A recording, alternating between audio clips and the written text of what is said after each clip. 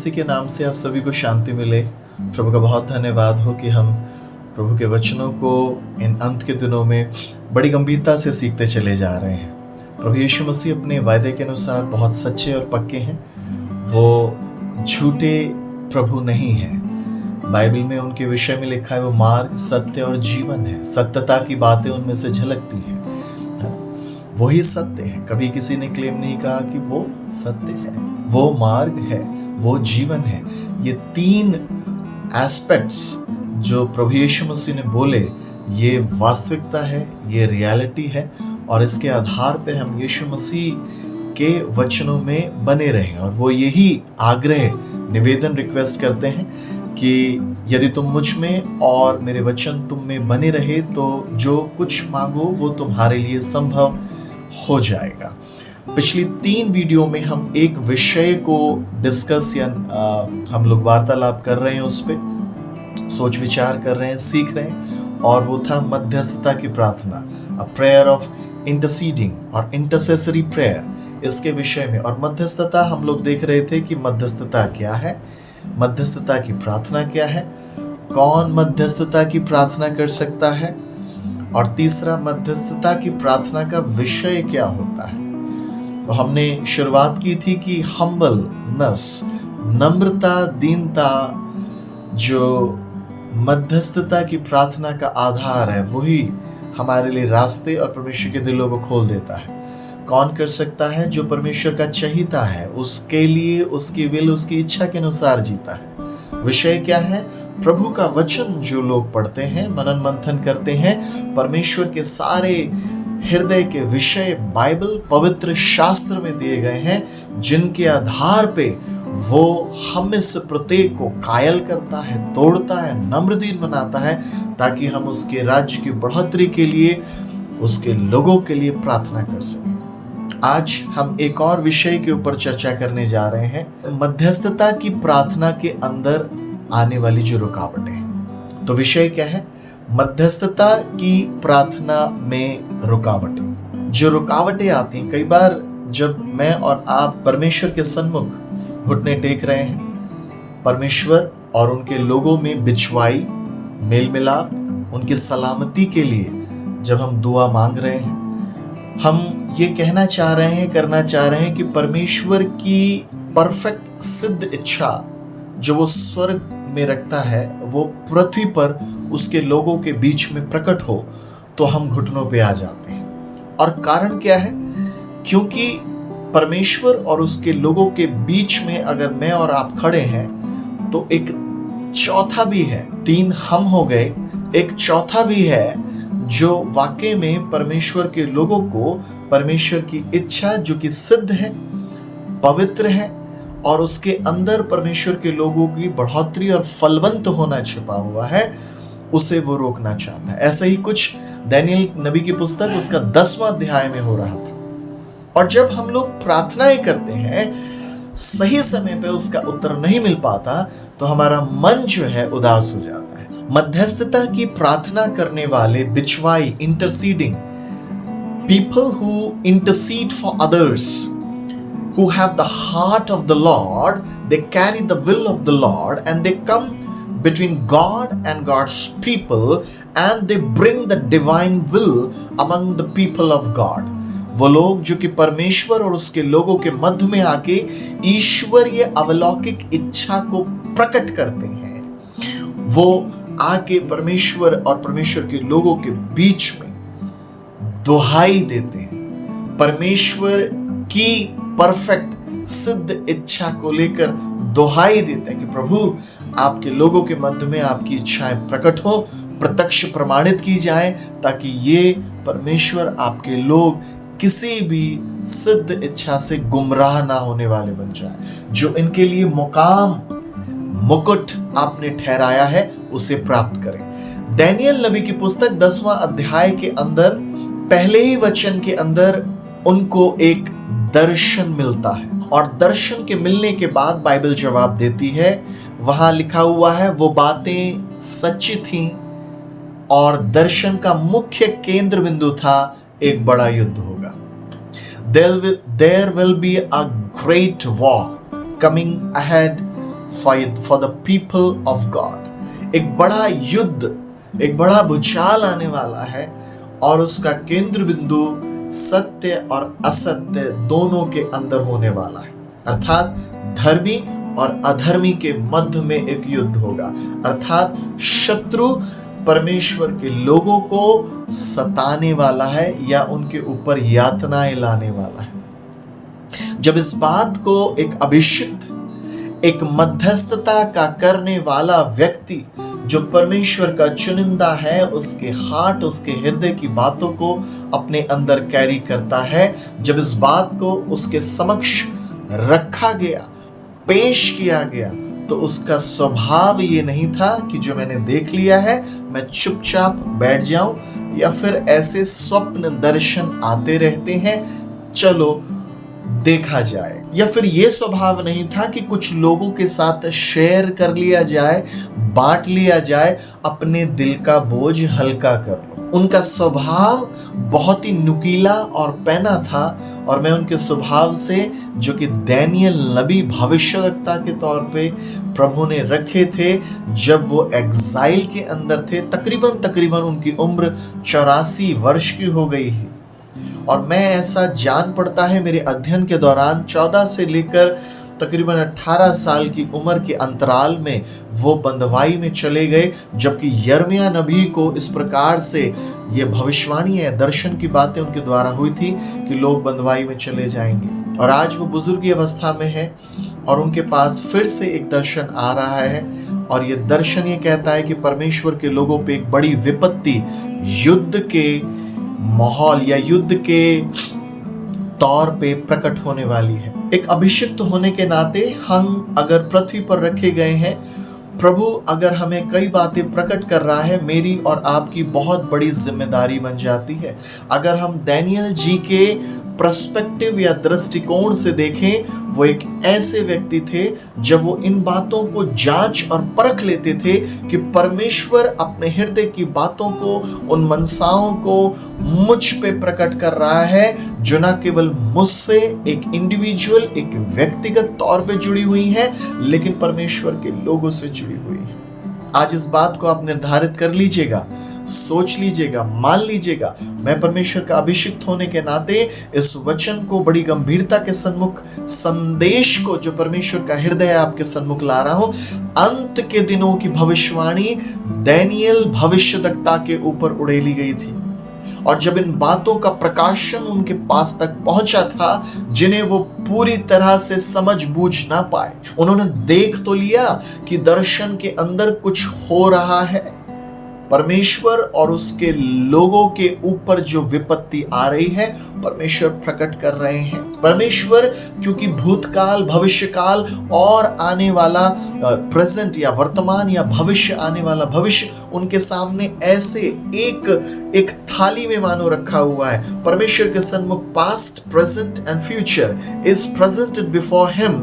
एक ऐसी थाली में सजाया गया है जहां से बैठ के वो सब कुछ एक ही आंखों से देख सकता है, सब कुछ उसके सामने पाया जाता है, एक टेबल के ऊपर। इसलिए भविष्य की आने वाली विपत्तियों के बारे में परमेश्वर अपने लोगों की ट्रबल, मुसीबतों के बारे में अपने उन लोगों के ऊपर उड़ेलता है जिसका वायदा उसने आमोस 3:7 में करा हुआ है। परमेश्वर कोई भी पृथ्वी पर घटने वाली घटनाओं को, जो रहस्यात्मक हैं, छुपी हुई हैं, गुप्त हैं, उन्हें अपने भविष्यद्वक्ताओं के ऊपर प्रकट करता है। आमोस 3:7 में इस बात को प्रकट किया गया है। आमोस जी बोलते हैं कि परमेश्वर होने वाली कोई भी घटना, मर्म वर्ड वहां यूज किया गया है हिंदी में, परमेश्वर अपने मर्म को अपने भविष्यद्वक्ताओं पे पहले से ही प्रकट कर देता है।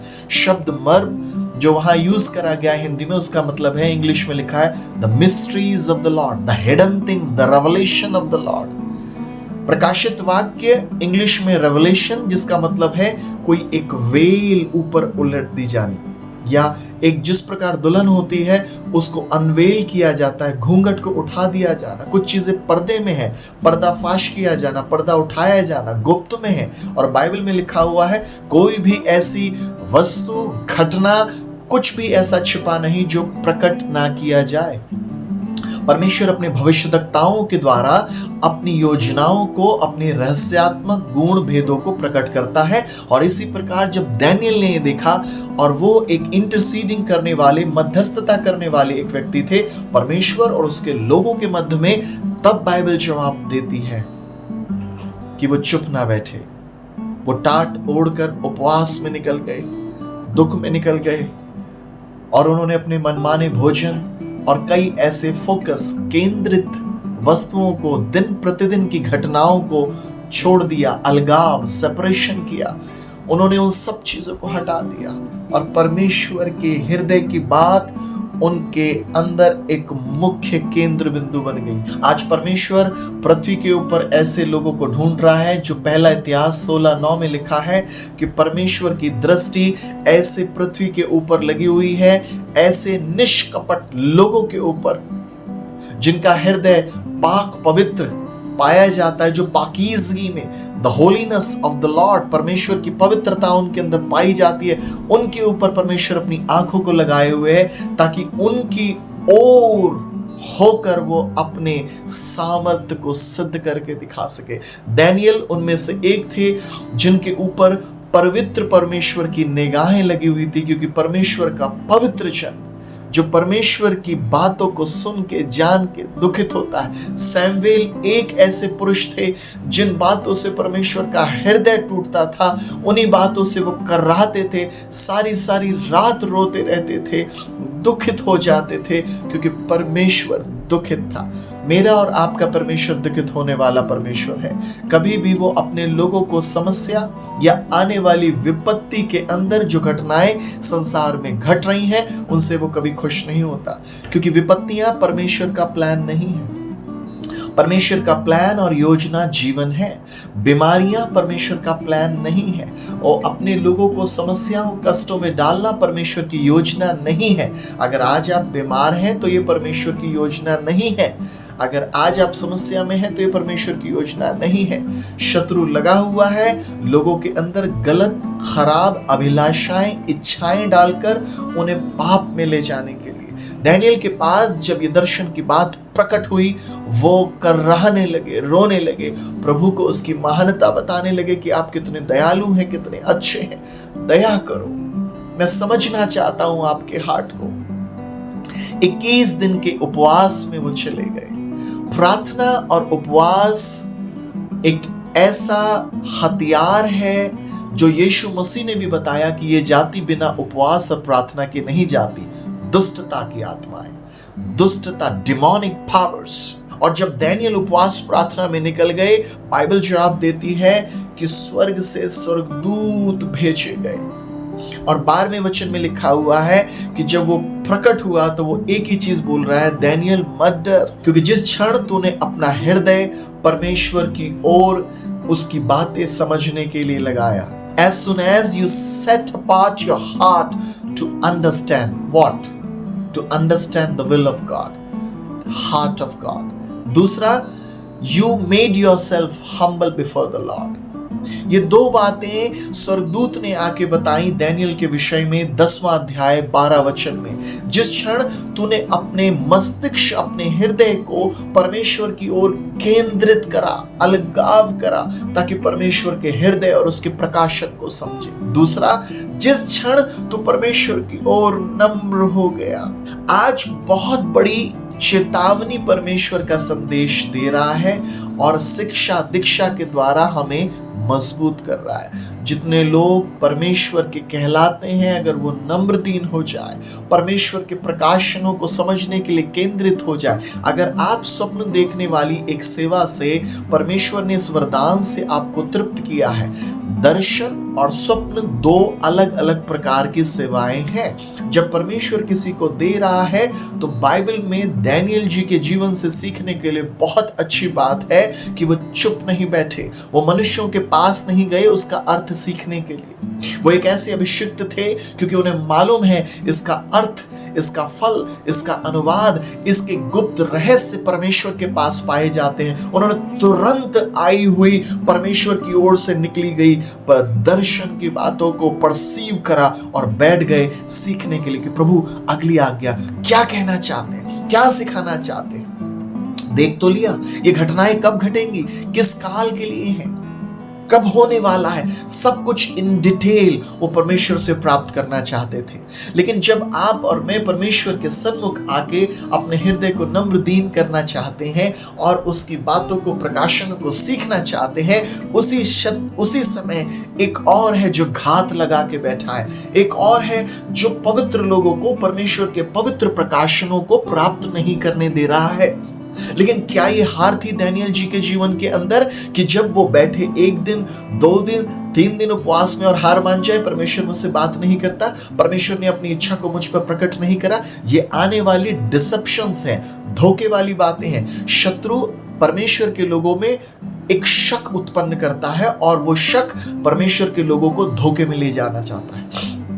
आप देखिए एलिशिबा और उनके पति जकरिया के बारे में, जिनके द्वारा यूहन्ना बपतिस्मा दाता पैदा हुए, वो कई वर्षों तक संतान की प्राप्ति ना हुई, लेकिन बाइबल कहती है बुजुर्ग होने तक वो धर्मी बने रहे। उन्होंने एक बात तो अपने परमेश्वर के लोगों को सिखा दी, अगर परमेश्वर की ओर से, अगर आप जो गर्भ का फल परमेश्वर की ओर से प्रतिफल एक रिवॉर्ड है, अगर आप परमेश्वर के वरदान दान उसके फलों को प्राप्त नहीं कर पा रहे, तो क्या आप परमेश्वर को कोसने लगे? क्या आप उसी परमेश्वर की सेवा को छोड़ दें? नहीं। इसी बात को अय्यूब की पत्नी कह रही है कि इतना बड़ा नुकसान हो गया, तुम्हारी संतानें चलेगी, बेटे बेटियां, तुम्हारे खेत खलिहान, तुम्हारी संपत्ति जो कि ऊंट बैल गाय घोड़े सब कुछ नाश हो गए, तुम राख के ऊपर आ गए, तुम महलों में रहने वाले थे, अब तुम जीरो हो गए, तुम फर्श पे, तुम मिट्टी पे आ गए, तुम्हारे शरीर के अंदर बीमारियां हो गई, क्यों ना तुम उस परमेश्वर को कोसो। अय्यूब जी का सेंटेंस संदेश सिखा गया, जो परमेश्वर से हमने उत्तम चीजें ली हैं, कितनी सारी उत्तम चीजें ली हैं, क्या हम दुखों के अंदर उनको कोसें? क्या हम उसमें भी ईमानदार ना पाए जाए जो समस्याएं हमारे बीच में आ रही हैं? एलिशिबा और जकरिया पति और पत्नी बुजुर्गी अवस्था तक ईमानदार पाए गए, उनकी प्रार्थनाओं का उत्तर उन्हें उनके समय पे नहीं मिला। तो क्या हम ये मान लें परमेश्वर सारी चीजों को बंद, परमेश्वर नहीं चाहता हमें आशीषित करना, परमेश्वर हमें समस्याओं में देख के खुश है? नहीं। बाइबल जो आप देती है, परमेश्वर का प्रकाशन आने से पहले दानियेल की प्रार्थनाओं और परमेश्वर की ओर से जो संदेश, सत्य का संदेश प्रकाशन भेजा गया था, उन चीजों को रोका गया। पहला स्वर्ग जो आप देखते हैं, सूरज चांद सितारे, जो ये हमें आसमान दिखाई देता है। दूसरा स्वर्ग जहां शत्रु और उसकी सेनाएं रहती हैं, बाइबल जो आप देती है। तीसरा स्वर्ग जो बाइबल जो आप देती है, जहां साक्षात परमेश्वर स्थापित पाया जाता है। और जब उसकी इच्छा वहां से निकली, उस स्वर्गदूत के द्वारा जो सत्य और प्रकाशन की बातों को ला रहा था, उसे रोक लिया गया। क्योंकि 12वें वचन के अंदर, 10वें अध्याय 12वें वचन के अंदर वो स्वर्गदूत आके बोल रहा है, मुझे रोका गया, फारस के राजा ने मुझे रोका गया। इंग्लिश में है Persia. The king of Persia had stopped me, he was consecutively fighting with me. The king of Persia, उस समय का जो पर्शिया या फारस था, हिंदी में पर्शिया के प्रिंस ने, राजकुमार या राजा ने मुझे रोका गया था। आज का प्रेजेंट ईरान है, वो Iran. Present Iran is the ancient Persia in those days. और उस समय का क्या वो पृथ्वी का राजा था जिसने रोक लिया उस स्वर्गदूत को? नहीं, वो एक प्रिंसिपैलिटी की बात कर रहा है। वो एक ऐसे दूत की बात कर रहा है जो गिराए हुए स्वर्गदूत हैं, जिनके पास अपने आप में एक ताकत पाई जाती है। वो भी क्रिएटेड अलौकिक एक बीइंग है, और उसने उसका रास्ता रोका। परमेश्वर का दूत का रास्ता एक ऐसे दूत ने रोका जो दुष्ट है, जो खराब है, और संदेश को, जो संदेश वाहक ला रहा था, उसे रोका गया। मध्यस्थता की प्रार्थना में जब आप और मैं परमेश्वर की ओर ध्यान और अपनी आंखें लगाए हुए बैठे कि परमेश्वर कुछ प्रकाशनों को भेजे, तो कई प्रकार की रुकावटें आना चालू हो जाती हैं। इसका मतलब ये नहीं कि परमेश्वर हमसे बातचीत नहीं करना चाहता, वो अपने हृदय की बातों को उड़ेलना नहीं चाहता।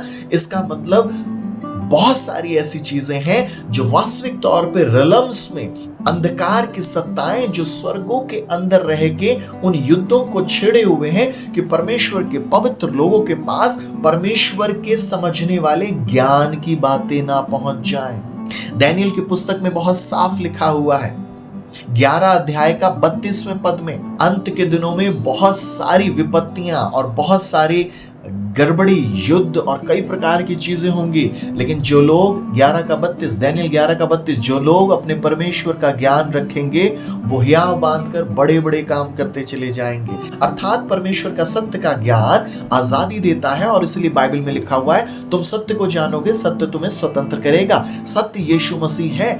इब्रानियों की पुस्तक में यीशु मसीह के बारे में बहुत साफ लिखा गया है। पुराने नियम में प्रार्थनाओं को, सत्यता के प्रकाशनों को रोका जाता था उन स्वर्गीय एंटिटीज के द्वारा या उन स्वर्गों के अंदर दुष्ट आत्माओं के द्वारा, जो परमेश्वर के द्वारा भेजे गए स्वर्गदूत संदेश वाहकों को रोक रहे हैं, और 21 दिन तक उसे रोका गया। लेकिन बाइबल में लिखा हुआ है जिस दिन, पहले ही दिन तूने अपना मन परमेश्वर की ओर केंद्रित करा, उसके वचन को सीखने के लिए केंद्रित करा, तभी से ये आज्ञा निकली, तेरी प्रार्थना के वचन स्वर्गों में अर्थात प्रभु के सन्मुख पहुंचे, और तेरे शब्दों को सुन के मैं आ गया।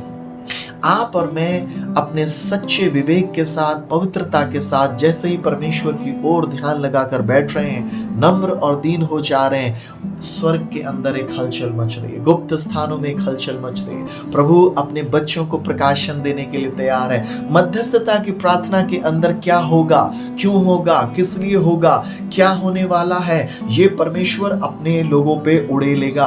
पुराने नियम में हमारे पास एक धन्य और अच्छी सुंदर वाचा नहीं थी। नए नियम के अंदर हमारे पास एक धन्य और सुंदर वाचा यीशु मसीह के लहू में पाई जाती है। मैं प्रभु का बेटा होने के नाते आपको उत्साहित करना चाहता हूं। We have a greater covenant into the blood of Christ, into the body of Christ। यीशु मसीह के तोड़े गए शरीर और बहाए गए लहू के द्वारा हमारे पास एक अच्छी और उत्तम वाचाएं पाई जाती हैं। मध्यस्थता की प्रार्थना में आने वाली रुकावटें अंत नहीं है। अगर दानियल के समय में कोई भी ऐसी चीज, जब दानियल पवित्रता के साथ बैठ गए, मन के नम्रता, दीनता के साथ बैठ गए, कोई भी स्वर्गदूत जो कि दुष्टता के स्वर्गदूत हैं, उस वचन और प्रकाशन को नहीं रोक पाए, भले वो 21 दिन के बाद आया हो दानियल के पास। दानियल के मनोबल को नहीं गिरा पाए, दानियल के विश्वास को नहीं कम कर पाए। तो नए नियम में यीशु मसीह जो हमारा बड़ा महायाजक है, उसके द्वारा स्वर्गीय स्थान हमारे लिए खोल दिए गए हैं। पिता के पास आना जाना हमारे लिए खोल दिया गया है। पुराने नियम में पिता के पास जाना असंभव था, पिता को देखना असंभव था। इसीलिए मूसा को परमेश्वर ने बोला, मैं तुझे अपने मुख का दर्शन नहीं करा सकता। लेकिन नए नियम में बाइबल जवाब देती है, पुत्र जिस पे चाहे उस पे पिता को रिवील, प्रकट कर सकता है। पुत्र ही एक माध्यम है, प्रभु यीशु मसीह, जो मध्यस्थता की प्रार्थना का बिचवाई है।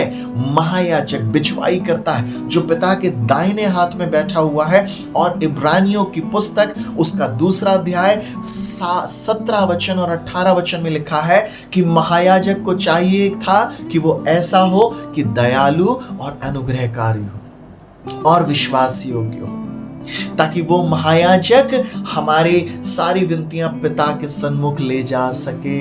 और वो था यीशु मसीह। 4 अध्याय में 14 वचन में लिखा हुआ है, हमारा जो महायाजक था, जो स्वर्गों से होकर गुजर के गया है, जो धन्य महायाजक है, जो हर एक चीज को समझता, नम्र और दीन महायाजक है।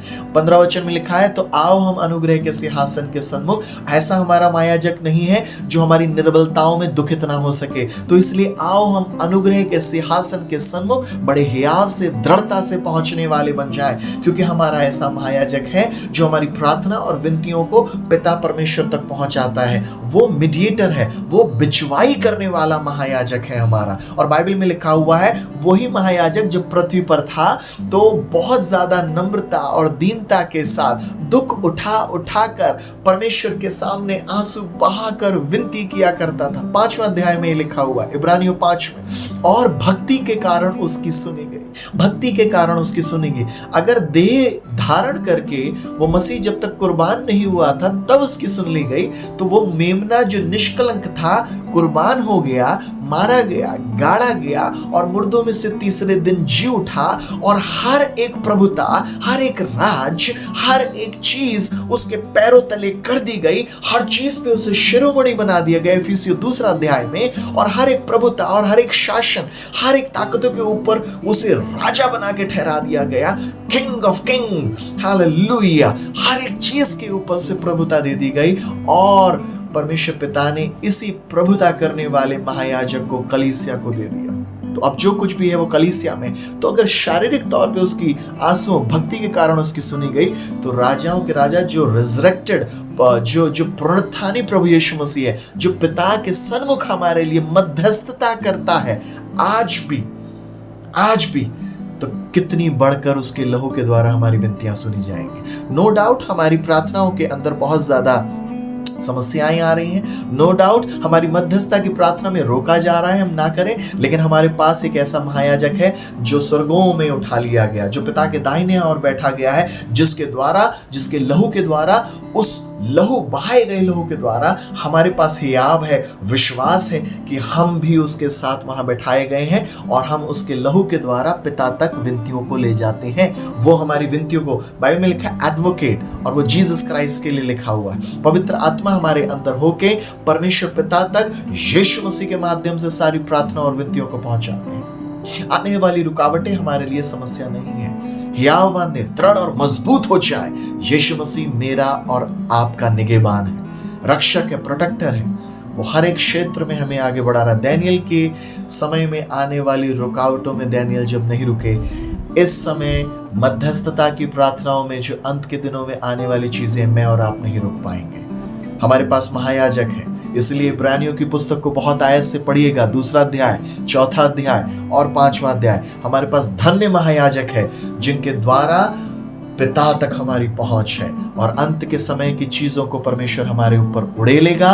और हाँ और आमीन के साथ परमेश्वर उन लोगों के विषय में बताएगा जो उसके चुनिंदा लोग हैं। जब स्वर्गदूत आया तो दानियल को बता रहा था कि मिकाएल को भेजा गया और युद्ध वहां उस रलम्स में, और मैं इस प्रकार से तुम्हारे पास आया हूं और उन बातों का सत्य जान लो जो तुम्हारे लोगों पे घटने वाली है। परमेश्वर प्रकट करेगा उनके लोगों पे क्या चीज होने वाली है। आइए हम लोग दृढ़ और मजबूत हो जाए। हमारे पास धन्य महायाजक है, मध्यस्थता का महायाजक है, जो हमारी प्रार्थना और विनतियों को तुच्छ नहीं जानता, क्योंकि वो खुद सताया गया, इसलिए वो जानता है कि कष्ट और रोग क्या होते हैं, और उन सारी नम्रता दीनता की प्रार्थनाओं को पिता तक पहुंचाता है, और कोई भी उसमें से विफल नहीं जाती। आइए हम प्रार्थना करें। परमेश्वर, मेरी प्रार्थना है, जितने लोग मध्यस्थता की प्रार्थना करते हैं, कई बार हियाव हमारा कम हो जाता है, निराश हो जाते हैं, लेकिन हमें आज वचन से पता लगा है हमारे पास बेहतर वाचा है। यीशु मसीह के लहू में बेहतर महायाजक है। मलकीसदेक की रीति पर, हालेलुया, पिता परमेश्वर ने उसे महायाजक बनाया है, जो सबकी विनतियों को परमेश्वर के सन्मुख ले जाता है और सारी चीजों को पूरा करता है। इनकी मनोकामनाएं पूरी की जाए, मध्यस्थता की प्रार्थना में आने वाली रुकावटें इनके जीवनों से दूर की जाए, और ये यीशु मसीह के नाम से जयवंत से भी बढ़कर जयवंत है। घोषणा कीजिए कि आप यीशु के नाम से जयवंत से भी बढ़कर जयवंत है। हमारी कोई प्रार्थना नहीं रुकेगी, सब प्रार्थनाओं का उत्तर आ चुका है। रलम्स में घटनाएं घट चुकी हैं। कई बार लग रहा है कि 21-30 दिन हो गए, लेकिन जिस क्षण आप अपना मन प्रभु की ओर लगाएंगे, उसी क्षण प्रार्थना स्वीकार हो गई है, संदेश जारी हो गए हैं। प्रभु यीशु मसीह की सामर्थ और उसका तेज मेरे और आपके ऊपर पाया जाए, यीशु के नाम से आमीन। प्रभु आपके साथ है। कोई भी प्रार्थना आपकी अस्वीकार नहीं होगी अगर आपका मन यीशु के नाम से पवित्र और सच्चा है और उसकी ओर आपने नम्रता दीनता से अपने मन को लगाया है। यीशु की शांति आप में बरकरार पाई जाए। धन्यवाद। जय मसीह। जय मसीह की सबको। मैं आशा करती हूँ आप सब इस वीडियो के माध्यम से आशीषित हुए हैं। कृपया चैनल को लाइक, शेयर और सब्सक्राइब जरूर करें ताकि और भी लोग आशीषित हो सके। आप अपनी प्रार्थना का विषय हमें बता सकते हैं। इस वीडियो के नीचे डिस्क्रिप्शन बॉक्स यानी विवरण बॉक्स में जाके प्रार्थना अनुरोध फॉर्म भरें ताकि हम आपके लिए प्रार्थना कर सकें। इस चैनल को आर्थिक रूप से मदद करने के लिए आप UPI या पेपैल के माध्यम से अपना उपहार भेज सकते हैं।